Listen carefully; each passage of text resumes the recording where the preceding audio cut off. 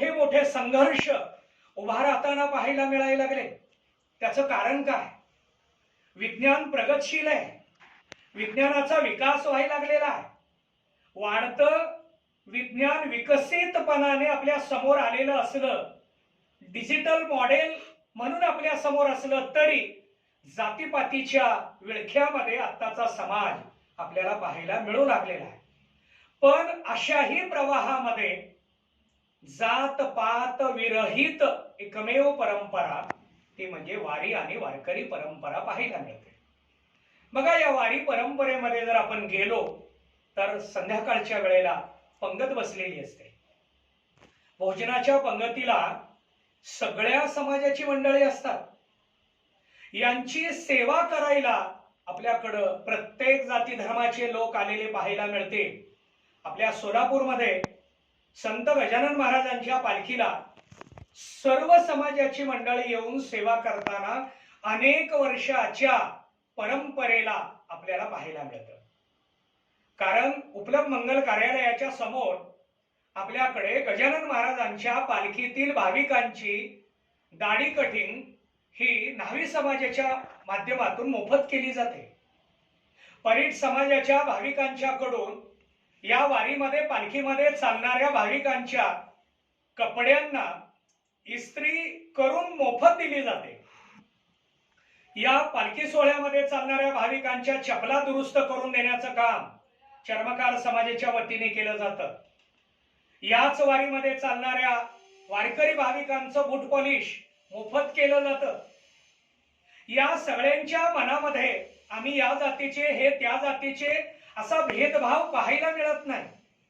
वारीमध्ये चालणाऱ्यांच्या मध्ये मिळत नाही, वारीची सेवा करणाऱ्यांच्या मनामध्ये मिळत नाही. म्हणजे भेदभाव बाजूला ठेवणारी कलियुगातली विज्ञानाच्या या प्रवाहातली एक मोठी आणि विलक्षण परंपरा म्हणजे वारी परंपरा आहे.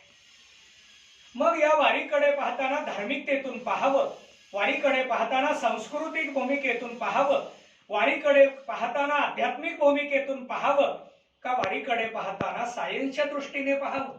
वारी म्हणजे निश्चित काय? काही मंडळी वारीकडे पाहताना व्यवसाय म्हणून सुद्धा पाहतात आणि ती मंडळी या वारीमध्ये एखादा चहाचा स्टॉल ठेवतात, एखादं फिरतं हॉटेल घेतात, विक्रीच्या व्यवसायाच्या माध्यमातून वारी करतात.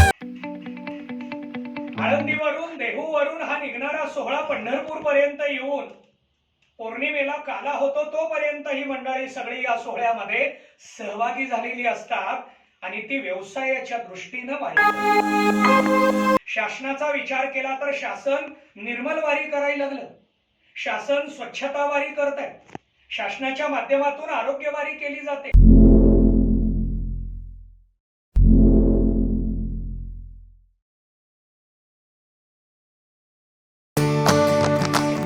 काही संघटना पर्यटन वारी करायला लागलेली आहे. प्रत्येकाची वारी स्वतंत्र आहे, परंतु ती आषाढी वारीच्या अनुषंगानं निर्माण झालेलीच आपल्याला पाहायला मिळते. मग या आषाढी वारीकडेच आपण या वेगळ्या पद्धतीनं का पाहतोय? आषाढीला हे वेगळेपण कुणी दिलं? चालत आली म्हणून आम्ही आता स्वीकारायला लागलोय, बरोबर आहे. परंतु या आषाढीलाच हे महत्व का प्राप्त झालं? त्याच्या मागचा महत्वाचा हेतू असा आहे की पांडुरंग परमात्म्याने नामदेव महाराजांच्या द्वारे आम्हा सर्वांना संदेश दिलेला आहे. भक्त शिरोमणी नामदेव महाराजांचा आणि पांडुरंगाचा संवाद झाला आणि त्या संवादामध्ये पांडुरंग परमात्म्याने सांगितलं की मला भेटायला तुम्ही या 2 वारीला अवश्य या. आषाढी कार्तिकी विसरू नका मज, सांगत असे गुज पांडुरंग. पांडुरंग परमात्मा आपलं मनोगत व्यक्त करतायत, गुज गुप्त हेतू सांगतायत की मला भेटायला या, पण आषाढी आणि कार्तिकीला भेटायला या. मग आषाढीलाच का भेटायला यावं याचाही विचार आपल्याला पाहता येणार आहे. परंतु भाविकांच्या मनामध्ये एक भाव आहे की आम्हाला आमच्या देवाने हाक दिलेली आहे, आम्हाला आमच्या देवाने बोलावलेलं आहे आणि म्हणून त्यांनी बोलावल्यामुळे आम्ही त्या देवाकडे निघालोय आणि त्या देवाच्या भेटीचा सोहळा म्हणून या वारीकडे पाहिलं जातं. या वारीला जाता यावं म्हणून शेतकरी मंडळी वरुण राजाची प्रार्थना करतात. वरुण राजाला हात जोडून विनवणी करतात की तू लवकर ये. वरुण राजाला विनवतात की पाऊस लवकर पडावा. पाऊस जर लवकर झाला तर शेतीची कामं पूर्ण करता येतील आणि आम्हाला वारीला निसंकोच मनाने मुक्त कंठाने जाता येईल. हा विचार शेतकरी मंडळींच्या मनामध्ये असतो. नोकरदार मंडळी अशी अनेक पद्धतीनं पाहायला मिळतात. वर्षभर ते रजा काढत नाही. आपल्या पाहुण्या रावळ्यांच्या लग्नाला वगैरे जायचं असेल तर स्वतःच्या पत्नीला मुलांना पाठवून आपलं ते कौटुंबिक कर्तव्य पूर्ण करतात आणि नोकरीमध्ये वर्षभरात मिळणारी रजा आषाढी वारीला ते खर्च करतात. प्रत्येक ठिकाणचा भाव आपल्याला या पद्धतीने पाहायला मिळतो. कारण या प्रत्येकाच्या मनामध्ये एक ओढा आहे की वारी ही आमची संस्कृती आहे, वारी ही आमची परंपरा आहे, वारी हे आमचं कर्तव्य आहे आणि वारी हीच आमची निष्ठा आहे. वारकरी भाविकांच्या मनामध्ये वारीच्या विषयीची निष्ठा जर पाहिली, आम्ही कीर्तनकार प्रवचनकार मंडळी किंवा एखादा विचारवंत निष्ठा या शब्दावर एक एक तास बोले, परंतु निष्ठा काय असते हे आचरणातून व्यक्त करणारे वारकरी. आम्हाला जर निष्ठा पाहायची असेल तर वारीमध्ये जायचं. बघा, वारीमध्ये गेल्यानंतर जर सलग 2 दिवस 3 दिवस पाऊस येऊ लागला, वारकरी थांबत नाहीत. पावसाला अंगावर घेतात आणि चालत राहतात. जिथं मुक्कामी जायचंय तिथं चिखल झालेला असतो. वरचा चिखल बाजूला काढून तिथंच मुक्काम करतात, विश्रांती घेतात, झोप घेतात, पहाटे उठून पुन्हा चालायला लागतात. पावसाचा अडथळा हा त्यांना अडथळा वाटत नाही. उलट ते पावसाचं त्या आनंदामध्ये स्वागत करतात आणि पाऊस आल्यानंतर उलट वारकरी मंडळी जास्त उड्या मारतात, पाऊल खेळतात, नाचतात, बागडतात, फुगड्या खेळतात आणि त्या पावसाचं वरुण राजाचं पालखी सोहळ्यामध्ये स्वागत करून पुन्हा मार्गक्रमण करतात. त्यांचं हे मार्गक्रमण प्रतिकूल परिस्थितीला अनुकूल मानून असतं. प्रतिकूलतेला ते प्रतिकूल मानत नाहीत. याच आषाढी वारीमध्ये एक प्रसंग असा घडला की पालखी सोहळ्याचे जे मार्ग आहेत ते पूर्वीच्या मानानं मोठे झाले, पण आत्ताच्या उपस्थितीच्या संख्येला ते कमी पडायला लागले. त्यामुळं दिंडीची वाहनं ही मुक्काम स्थळाला यायला एके दिवशी रात्री 11 वाजल्या. 11 वाजता भोजनाची ट्रक मुक्काम स्थळाला आली. तिथून भोजन तयार करायचं आणि तिथून पंगत बसवायची. वारकरी मंडळी या भोजनाच्या ट्रकची वाट पाहत नाही. जे उपलब्ध होईल ते खावं आणि पांडुरंगावर भार ठेवून विश्रांती घेऊन पुन्हा निघावं. कुणी तक्रार करत नाही, कुणी त्याच्यावर विचार मांडत नाही. हेच जर आपण इतर ठिकाणी विचारात घेतलं तर फेसबुक लाईव्ह होतो, ताबडतोब त्याची सोशल मीडियावर चर्चा चालते, ताबडतोब ते विषय प्रतिकूल म्हणून समोर येतात.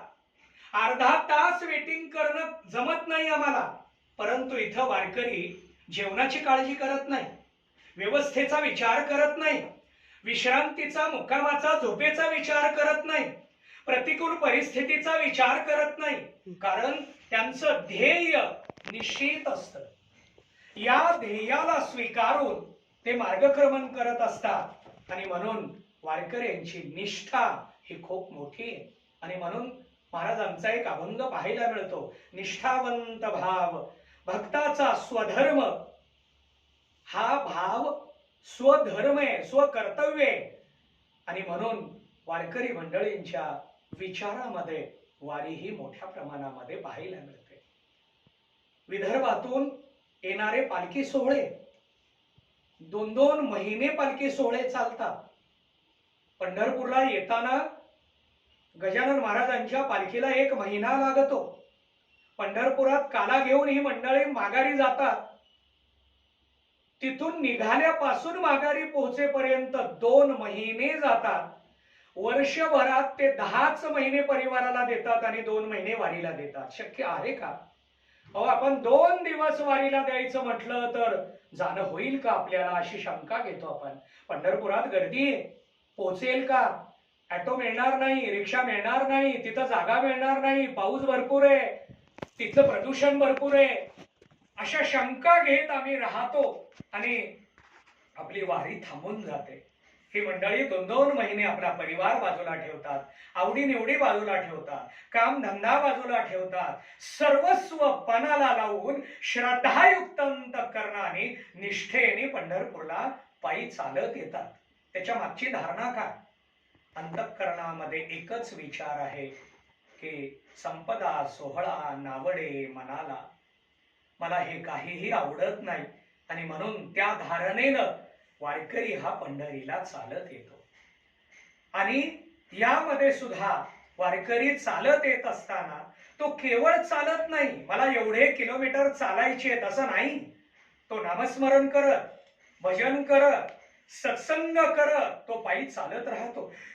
प्रत्येक वारकऱ्यांची धारणा असते, मी ज्ञानोबारांच्या बरोबर चालतोय, मी तुकोबारांच्या बरोबर वारी पूर्ण करतोय, हा भाव या मंडळींच्या मनामध्ये असतो. आणि म्हणून हा सोहळा आगळा वेगळा सोहळा आहे.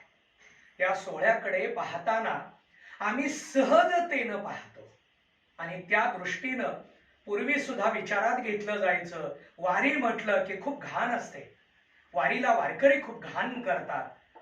त्याच्यावर आम्ही संघटनांच्या माध्यमातून खूप मोठ्या प्रमाणामध्ये जागृती करायला सुरुवात केली की वारकरी घाण करत नाहीत, सोयी सुविधा कमी पडतात. वारकऱ्यांची उपस्थिती विचारात घेऊन तेवढे टॉयलेट्स जर उभे केले, शौचालयाची उपलब्धता, आता शौचालय कागदावर असतं पण ते किती किलोमीटर लांब आहे.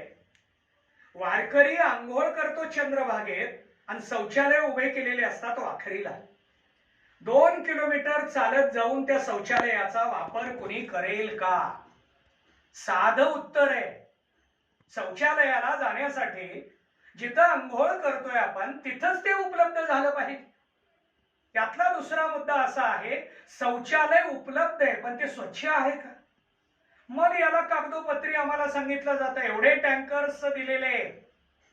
आता ते टँकर्स तिथं आहेत पण भरलेले आहेत का, पाण्याने युक्त आहेत का? 8 दिवस अगोदर आणून लावलेला टँकर तिथंच जागेवर असतो, त्या टँकर मध्ये पाणी कुठंच पाहायला मिळत नाही. शौचालयाला जर पाणी आलं तरच त्याचा वापर होईल आणि मग ती स्वच्छता दिसेल. वारकरी स्वच्छता करत नाहीत असं नव्हे, पण त्या पटीमध्ये उपलब्धता झाली पाहिजे. आणि म्हणून काही जणांची दृष्टी वारी घाण असते, परंतु वारीमध्ये आल्यानंतर कळणार आहे की वारी काय असते. वारीचा जो आनंद आहे, हा वारीचा आनंद इतका विलक्षण आहे की तो शब्दात वर्णन करता येत नाही. आणि म्हणून तुकोबाराय एका अभंगामध्ये सांगतात, हा सुख सोहळा स्वर्गी नाही. स्वर्गामध्ये सुद्धा हा आनंद मिळत नाही, तो आनंद आम्हाला वारीमध्ये मिळतो. आणि म्हणून वर्षभर ती ऊर्जा, तो आनंद आम्हाला उपयोगाचा ठरतो. आता मोबाईल खरेदी करत असताना तरुण मुलं पहिल्यांदा विचार करतात, कोणत्या कंपनीचा मोबाईल जास्त वेळ चार्जिंग मध्ये असतो, बॅटरी कुठली चांगली आहे, तो मोबाईल आपण घेऊया. चार्जिंगवर मोबाईल सगळा अवलंबून आहे. नाहीतर मोबाईल मध्ये ऍप भरपूर आहे, चार्जिंग संपली काय उपयोग आहे. चार्जिंग चांगली आहे, फोन पे वर आपल्याला भरपूर काही पैसे आहे पाठवायचे, चार्जिंग नाही, काय करणार आहे आपण. मोबाईलला जशी चार्जिंगची गरज आहे तशी जीवन जगताना आनंदाच्या ऊर्जेची गरज आहे. आणि ही ऊर्जा आम्हाला कुठं मिळत असेल तर ती फक्त आणि फक्त या वारीमध्ये मिळते. या वारीमध्ये आम्हाला हा आनंद मिळतो, तो शब्दामध्ये वर्णन करता येत नाही, नवे नवे इतर लोकात सुद्धा मिळत नाही. म्हणून वैकुंठ सोडोनी संता सदनी राहिला, वैकुंठ सोडून देव पंढरपुरात आले. निमित्त भक्त पुंडलिकाच आहे, भक्त पुंडलिकासाठी आले असं निमित्त पुंडलिकाच आहे, पण आले स्वतःलाही त्यांना आनंद घ्यायचा होता. जसं आम्हाला सांगितलं जातं, तुम्हाला मुलाखत द्यायची आहे, पण ती कुणाला? सोलापूर शहर परिसर ग्रामीण जिल्ह्यातल्या सगळ्या भाविक नागरिकांना वारी कळावी, मुलाखत द्यायची. पण मुलाखत देताना देणाऱ्यालाही त्याचा आनंद घ्यायचा आहे. देणाऱ्याला जसा आनंद घ्यायचा आहे इतरांना द्यायचा आहे, तसा परमात्मा सुद्धा संत सुद्धा वैकुंठ सोडून वारीमध्ये येतात. वारीमध्ये स्वतःही आनंद घेतात आणि इतरांकडून सुद्धा ती वारी करून घेतात. म्हणून ही वारी विलक्षण आहे, म्हणून ही वारी अविस्मरणीय आहे, म्हणून ही वारी अनिर्वचनीय आहे. आणि म्हणून या वारीतला आनंद हा शब्दबद्ध करणं खूप कठीण आहे. वारीला कॅमेऱ्यासमोर बसून सांगणं तसं पाहिलं तर खूप सोपं आहे, पण वारी शब्दातून कळेल असं नाही. त्याच्यासाठी वारीमध्ये चालावं लागतं. तुकोबाराय सुद्धा सांगतात, एक पाऊल परी असा. मला पंढरपूरला जायचंय म्हणून पालखी सोहळ्यामध्ये एक पाऊल जरी टाकलं तरी आम्हाला वारी केल्याचं पुण्य मिळतं. म्हणून प्रस्थान सोहळ्याची प्रथा आपल्याकडं चालू झालेली पाहायला मिळतीये. एक पाऊल जरी टाकलं तरी तो आनंद, ते पुण्य आपल्याला प्राप्त होतं. पण मुळात वारी पुण्य कमवायसाठी नाही, आनंदाच्या प्राप्तीसाठी. पुण्य इतर गोष्टीने मिळतं. आपण इतरांना मदत केली, पुण्य मिळणार आहे. इतरांच्या उपयोगाला आलो, पुण्य मिळणार आहे. दान धर्म केला, पुण्य मिळणार आहे. अन्नदान केलं, पुण्य मिळणार आहे. पुण्य मिळवण्यासाठी अनेक प्रकारच्या साधना आणि प्रयत्न आहेत. परंतु शाश्वत आनंद मिळवायचा असेल, भक्तीचा आनंद उपभोगायचा असेल, तर याला फक्त आणि फक्त वारी आहे. आणि म्हणून या वारीचे जनेते म्हणून ज्ञानोबरायांच्याकडे पाहिलं जातं. ज्ञानोबराय सांगतात, माझी जीवीची आवडी पंढरपुरा नेईन बुडी. मी माझ्या मनातली ही आवड व्यक्त केली आणि पंढरपूरचा हा ओघ सुरू झाला. आणि अशा पद्धतीने आळंदी आणि देहूवरून मोठ्या प्रमाणात वारकरी येतात. तसं महाराष्ट्रात पैठणवरून, त्र्यंबकेश्वरवरून, मुक्ताईनगरवरून जिथं जिथं संतांची स्थानं आहेत तिथून पालखी सोहळे पंढरपूरला येतात. आषाढीला येतात, तसे कार्तिकीला येतात. या दोन वारीला जर नाही जमलं तर माघी आणि चैत्र वारी अशा दुसऱ्या दोन वारी आपल्याला सांगितल्या. वर्षभरामध्ये 4 मुख्य वारी सांगितलेल्या आहेत आणि म्हणून आपण ती वारी करावी. ज्यांना प्रारब्ध वशामध्ये त्याही वारीला जमलं नाही तर टीव्हीवर बसून तरी घरात वारीचा आनंद घ्या, वारी समजून घ्या. वारी काय असते, वारी का करावी ते आपल्या सर्वांना कळावं. म्हणून या वाहिनीच्या माध्यमातून वारी समजावी याच्यासाठी मला इथं बोलावलं आणि आपल्या बरोबर संवाद साधण्याची संधी दिली. त्याबद्दल या वाहिनीचे प्रमुख आणि या सर्वच मंडळींचे मी आभार व्यक्त करतो आणि माझ्या वाणीला इथं पूर्णविराम देतो. पुंडलिक वरदा हरी विठ्ठल, श्री ज्ञानदेव तुकाराम.